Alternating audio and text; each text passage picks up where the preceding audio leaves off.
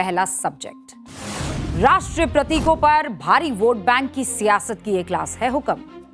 आज आपके सामने वो चौंकाने वाला चैप्टर खोलूंगी जिसे कांग्रेस और तुष्टीकरण की सियासत करने वाली तमाम पार्टियां आजादी के बाद से ही देश से, देशवासियों से छिपाती आ रही है।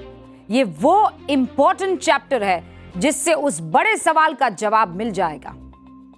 छिपा है आजादी की लड़ाई में जो गीत राष्ट्रीय एकता का प्रतीक हुआ करता था, उसे देश को बांटने का सांप्रदायिक हथियार क्यों और कैसे बना लिया गया। तैयार हो जाइए। आज कांग्रेस पूरा वंदे मातरम यानी जो 6 छंद है वो गाने से मना कर रही है। अड़ गई है कि पहले 2 स्टैंजास जो हैं वही गाएंगे। इसे लेकर राजनीति शुरू हो चुकी है। इस चैप्टर का खुलना इसलिए भी जरूरी हो जाता है। 15 अगस्त के मौके पर कांग्रेस मुख्यालय से जो तस्वीर सामने आई वो सबने देखी। सोनिया गांधी वंदे मातरम के दूसरे स्टैंजा के खत्म होने के बाद अचानक कुछ इशारा करने लगती है। उनके हाव भाव से दिख रहा है कि वो किसी चीज को लेकर चिंतित हैं, नाराज भी दिख रही है थोड़ी सी। फिर बाद में कांग्रेस ने सफाई दी कि वो तो कुर्सी मांग रही थी। तबीयत को लेकर, क्योंकि बुजुर्ग है खड़गे, थोड़ा सा परेशान हो गई। वंदे मातरम का कोई अपमान नहीं हो रहा था। फिर बाद में कहा गया कि भाई वंदे मातरम के शुरुआती 2 पैरा से ज्यादा हम नहीं गाएंगे, गला कटवाना है तो कटवा दो। हम वही फैसला मानेंगे जो सन 1937 में कांग्रेस वर्किंग कमेटी ने तय किया था। इसी के बाद गृह मंत्री अमित शाह ने पलटवार किया और कहा कांग्रेस का सिर्फ 2 पैरा वंदे मातरम गाने का फैसला तुष्टीकरण और वोट बैंक की राजनीति है। देश में अब तुष्टीकरण की राजनीति नहीं चलेगी, वो नई मुस्लिम लीग बनती जा रही है, अमित शाह कह रहे हैं कांग्रेस के बारे में। पूरा वंदे मातरम गाने से इनकार पर बीजेपी ने क्यों कांग्रेस को नई मुस्लिम लीग बताया, इसी में इस विवाद की वो ऐतिहासिक कहानी छिपी हुई है जिससे आज की पीढ़ी, ये जेन जी हो कि जेन अल्फा हो, अनजान है। कड़वी हकीकत यह है कि सन 1937, और प्लीज बहुत गौर से मेरे तथ्यों को सुनिएगा, और ये केवल मेरे तथ्य नहीं है, ये देश के तथ्य हैं। ये सब कुछ रिकॉर्ड में है, कोई बनी बनाई बात नहीं है, ये सब कुछ मौजूद है। और इसीलिए बहुत गौर से सुनिएगा। आपको एक एक वर्ष याद होना चाहिए, एक एक नाम याद होना चाहिए। सन 1937 से पहले कांग्रेस का हर कार्यकर्ता, चाहे वो हिंदू हो कि मुस्लिम हो कि सिख हो कि ईसाई हो, वो किसी जाति का हो, वंदे मातरम गीत पूरा गाता था। कांग्रेस के अधिवेशनों में मंच से इसे गाया जाता था और बड़े गर्व के साथ। हालात ये थे कि 1906 में बंगाल के बारिसाल में एक प्रांतीय सम्मेलन हो रहा था। उसी दौरान वंदे मातरम गाने पर अंग्रेज हुकूमत ने लाठीचार्ज कर दिया, क्योंकि पहले से वंदे मातरम न गाने की नसीहत थी। अंग्रेज प्रशासन इसे सेडेशन मानता था। आपको पता है उस सम्मेलन की अध्यक्षता उस वक्त कौन कर रहा था? बिल्कुल सही पढ़ रहे हैं आप, बैरिस्टर अब्दुल रसूल। उनकी अध्यक्षता वाले इस सम्मेलन में लाठीचार्ज हो गया, सैकड़ों लोग घायल हो गए, और सिर्फ इसलिए क्योंकि वो गा रहे थे वंदे मातरम। ये तो एक उदाहरण दिया है हुक्म मैंने, अभी तो हैरान होना अभी बाकी है आपको। आजादी से पहले कांग्रेस के अधिवेशन में जब पहली बार वंदे मातरम को गाया गया, पहली बार, हां, तब पता है आपको कांग्रेस की कमान एक मुस्लिम नेता के हाथ में थी। रहीमतुल्ला एम सयानी कांग्रेस के प्रेसिडेंट हुआ करते थे तब। कोलकाता में 1896 में कांग्रेस का 12वां अधिवेशन हुआ। रविंद्रनाथ टैगोर ने पहली बार वंदे मातरम गाया और मंच पर रहीमतुल्ला वंदे मातरम के सम्मान में खड़े थे, उसे गा रहे थे, गुनगुना रहे थे, और वो भी फख्र के साथ। उन्होंने कहा था वंदे मातरम की पहली सदा, पहली आवाज ने कांग्रेस को एक संस्था से एक राष्ट्रीय पहचान में तब्दील कर दिया। यह हमारी आजादी का तराना है जो हर भारतवासी को जोड़ता है। उसके बाद से ही वंदे मातरम कांग्रेस के हर अधिवेशन का अभिन्न अंग बन गया। और फिर कह रही हूं, अभी तो आप हैरान होंगे, 6 अधिवेशन आपके सामने रख रही हूं। वंदे मातरम के बगैर वो पूरा नहीं होता था। ये 6 अधिवेशन जहां बगैर किसी रोक टोक के पूरा का पूरा वंदे मातरम गाया गया। कांग्रेस की अध्यक्षता तब मुस्लिम चेहरे कर रहे थे। शुरू करूं मैं? सन 1896 का तो मैंने जिक्र किया, कोलकाता का अधिवेशन, वंदे मातरम गाया गया। अध्यक्ष कौन थे? रहीमतुल्ला एम सयानी। अब आइए 1913 में कराची में हुआ कांग्रेस का 28वां अधिवेशन, वहां वंदे मातरम गाया गया। अध्यक्ष कौन थे? नवाब सैयद मोहम्मद बहादुर। अब आइए मुंबई में सन 1918 कांग्रेस का स्पेशल अधिवेशन हुआ, वहां वंदे मातरम जब गाया गया, अध्यक्ष कौन थे? सैयद हसन इमाम। 1921 अहमदाबाद में कांग्रेस का 36वां अधिवेशन हुआ, अध्यक्ष थे हाकिम अजमल खान। वंदे मातरम पूरा गाया गया। 1923 दिल्ली में कांग्रेस का स्पेशल अधिवेशन हुआ, अध्यक्ष मौलाना अबुल कलाम आजाद। यहां भी वंदे मातरम पूरा गाया गया। 1927 मद्रास में कांग्रेस का 42वां अधिवेशन, अध्यक्ष कौन थे? मुख्तार अहमद अंसारी। वहां भी वंदे मातरम पूरा गाया गया।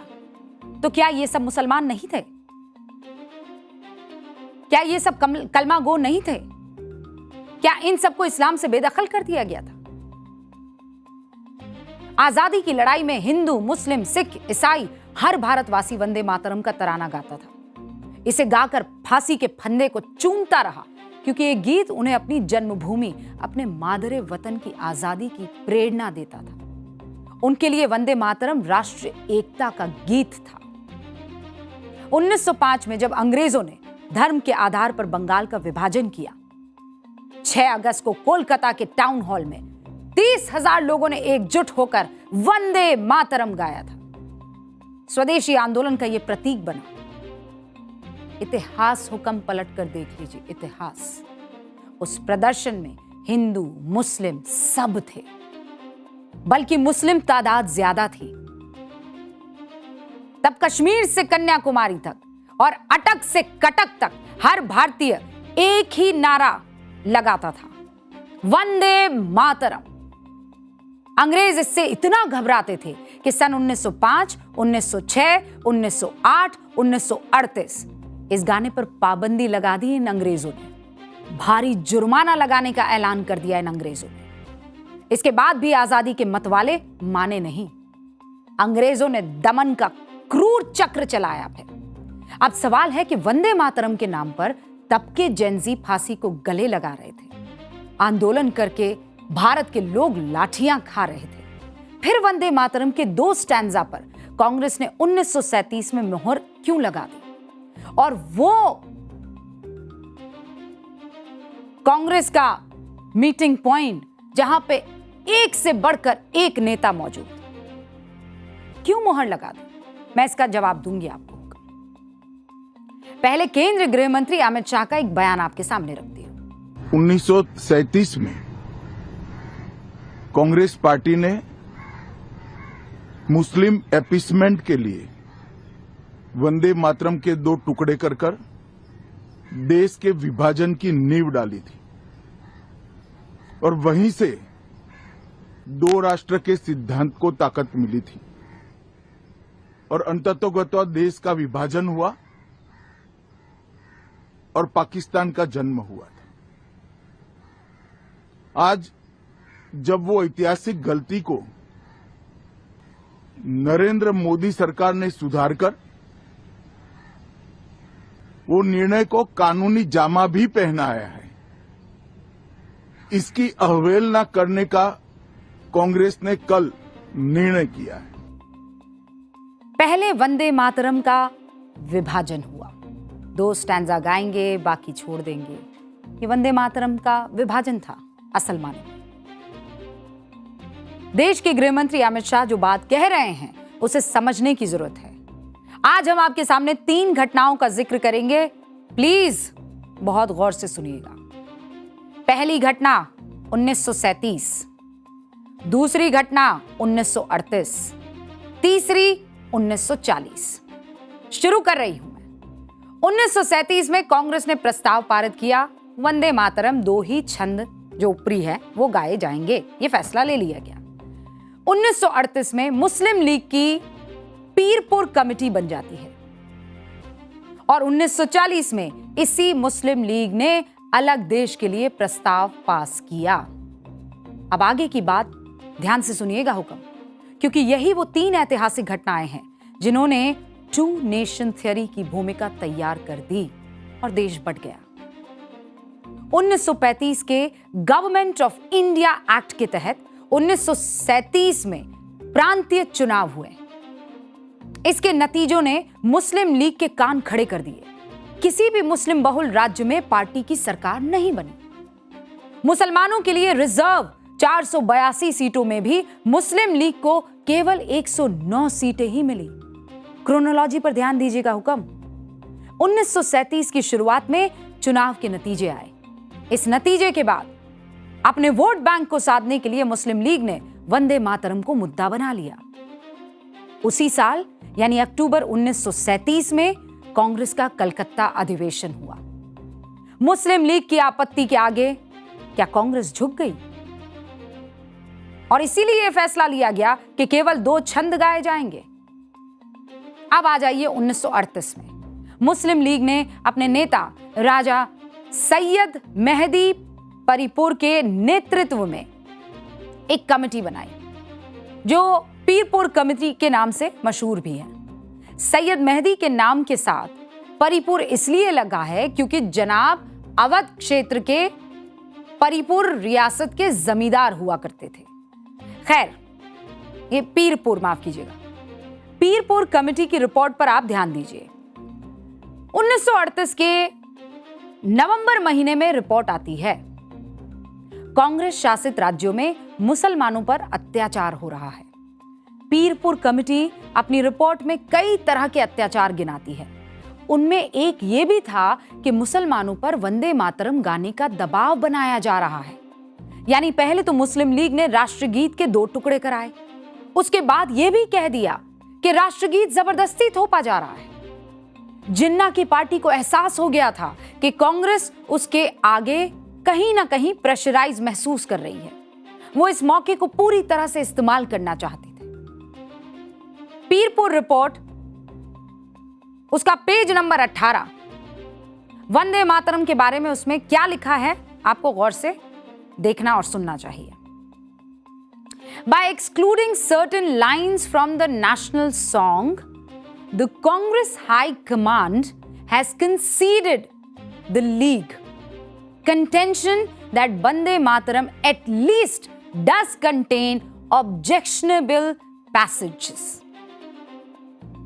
They must, however, realize that the Muslims cannot forget the historical background of the song and the sentiments which led to its composition. अब मैं हिंदी में इसका तर्जुमा आपको बता देती हूँ। राष्ट्रगीत से कुछ पंक्तियों को हटाकर कांग्रेस हाईकमान ने लीग के इस तर्क को तो स्वीकार कर लिया है कि वंदे मातरम में कुछ आपत्तिजनक अंश तो हैं ही, लेकिन उन्हें यह भी समझना चाहिए कि मुसलमान इस गीत की ऐतिहासिक पृष्ठभूमि और उन भावनाओं को नहीं भूल सकते जिनके कारण इनकी रचना हुई थी। यानी कांग्रेस की कमजोरी को मुस्लिम लीग ने हथियार बना लिया। वंदे मातरम के टुकड़े कराने में सफल रहने के बाद भी मुस्लिम लीग इसके खिलाफ साजिश में लगी रही।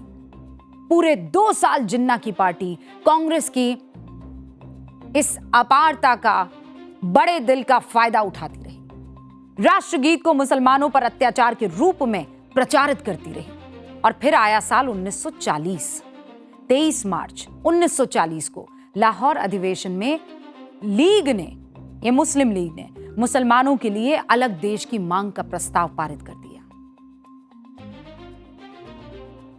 आज जब अमित शाह कांग्रेस पर यह आरोप लगाते हैं तो वो इतिहास की उस घटना को जरूर ध्यान में रख रहे होंगे। 1937 में मुस्लिम लीग के आगे कांग्रेस ने ये जो अपना बड़ा दिल दिखाया और ये जो बताने की कोशिश की कि सहिष्णुता इसे ही कहते हैं, सबको लेकर साथ चलते हैं, और वो भी तब जब बाकायदा कांग्रेस के कई बड़े नेताओं द्वारा पंडित जवाहरलाल नेहरू को खत लिखे गए। और वो खत के बारे में आगे मैं जिक्र करूंगी। खत लिखकर बाकायदा ये बता दिया कि ये कैसे सरेंडर कहलाएगा।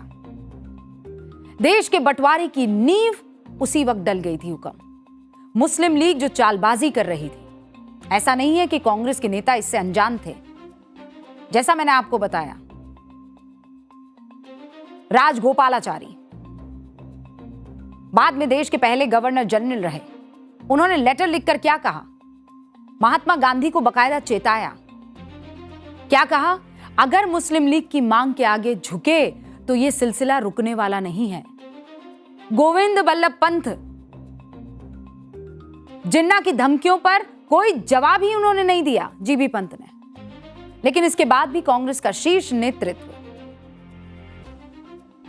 इस बात के लिए तैयार हो गया कि बाकी के छंद नहीं गाए जाएंगे, क्योंकि इससे हो सकता है कि सांप्रदायिक ताकतें फायदा उठा ले। और जिन्ना को समझ में आ गया, मुसलमानों को भ्रमित करना बहुत आसान हो गया उनके लिए। कांग्रेस को कैसे झुकाना है वो समझ गए। रही बात वंदे मातरम की और मुसलमानों की दिक्कत की, तो वंदे मातरम एक संस्कृत वाक्यांश है जिसका मतलब है, ए मां मैं तुम्हें नमन करता हूं। इसमें मातृभूमि के लिए मां शब्द का इस्तेमाल किया है। इसी वाक्यांश को उठाकर बंकिम चंद्र चैटर्जी ने सन 1875 में 6 पैरा का वंदे मातरम गीत लिखा, जिससे करोड़ों देशवासियों की भावनाएं जुड़ी। वंदे मातरम मातृभूमि की वंदना है। वंदना के लिए अरबी में 4 शब्द है। पहला शब्द है ताजीम, यानी इज्जत देना, सम्मान देना, सबसे बढ़कर मानना। दूसरा शब्द है हमद, यानी देश प्रेम, अपने देश को मादरे वतन मानना, यानी मां की तरह मानना। और तीसरा शब्द है तारीफ, यानी दिल खोलकर प्रशंसा करना। चौथा शब्द है बंदगी, यानी पूजा, आराधना। वंदे मातरम को पूरा मुस्लिम समाज इसलिए गाता रहा क्योंकि इसमें वो ताजीम, हमद और मादरे वतन की तारीफ मानते थे। ये सही भी था। इस मामले पर कारी अबरार, जो इस्लाम के जानकार हैं, उन्होंने क्या कहा आप सुन लीजिए। जो लोग वंदना का विरोध कर रहे हैं, वंदे मातरम का विरोध कर रहे हैं या वंदे मातरम का अपमान कर रहे हैं, सिर्फ मुसलमानों को खुश करने के लिए, सिर्फ मुसलमानों के साथ तुष्टीकरण की सियासत करने के लिए, मैं उन तमाम ऐसे लोगों से कहना चाहूँगा कि इस्लाम के अंदर देश की ताज़ीम करना, देश की हम्द करना, देश की वंदना करना कहीं मना नहीं किया गया है। मुस्लिम लीग ने यहां सत्ता की राजनीति के लिए बड़ा खेल किया। कांग्रेस कौन सा खेल कर रही है?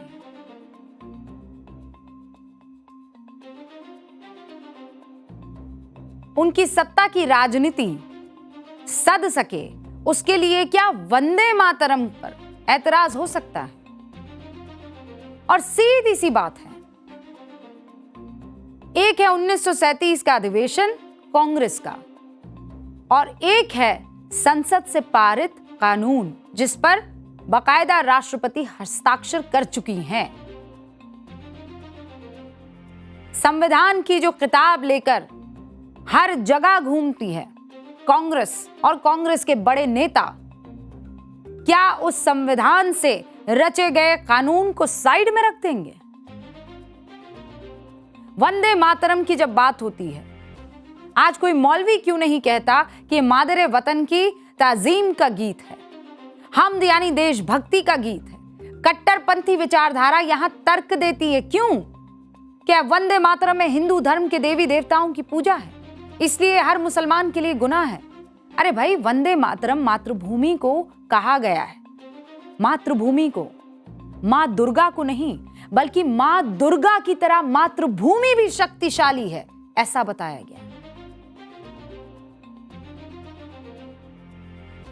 और मुसलमान तबका तो वंदे मातरम से इसलिए भी दिल से जुड़ा था क्योंकि इस्लाम में मां का कर्ज सबसे बड़ा कर्ज माना जाता है, उसका हिसाब जन्नत में होता है।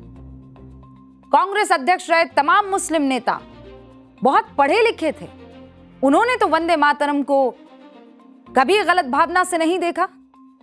पूरे मुस्लिम तबके तक पहुंचाया। हकीकत तो यह है कि वंदे मातरम को लेकर सांप्रदायिकता का जहर बना तब शुरू किया गया जब अंग्रेजों ने सत्ता में भारतीयों को भागीदारी देने की शुरुआत की। साल 1909 में अंग्रेजों ने माले मिंटो प्रस्ताव के बाद कानून बनाया, जिसमें विधान परिषदों में भारतीयों को सीमित रूप से चुनाव लड़ने का अधिकार दिया। 1906 में बनी मुस्लिम लीग वहीं से कांग्रेस के साथ सत्ता की लड़ाई में एक्टिव हो गई। वहीं से वंदे मातरम को लेकर तुष्टीकरण की राजनीति शुरू हो गई और अंग्रेज तो यही चाहते थे। उन्होंने इसको खूब आग दी, खूब हवा दी और फिर वक्त आया जब स्टैंड लेना था, वंदे मातरम या जो मुस्लिम लीग दबाव बना रही है वो। और स्टैंड क्या लिया गया वो आपके सामने है। आजादी का जो तराना देश की एकजुटता की मिसाल हुआ करता था, उसे सांप्रदायिक घोषित कर दिया गया, बंटवारे का इतिहास लिख दिया गया। हकीकत तो यह है कि आज वंदे मातरम गाते वक्त सऊदी अरब के मुसलमान भी घबराते नहीं हैं, गाते हैं बगैर हिचक के। यह उसकी तस्वीर है। भारत के मुसलमानों को इसमें शिर्क दिखाई देता है, इस्लाम के खिलाफ वो इसे बता देते हैं। लेकिन ये जो तस्वीर आपको दिखाई दे रही है, इस तस्वीर में आप देखिए एक अरब मूल का शख्स है जो वंदे मातरम ही गा रहा है। चलिए अब आगे बढ़ते हैं। पाठशाला में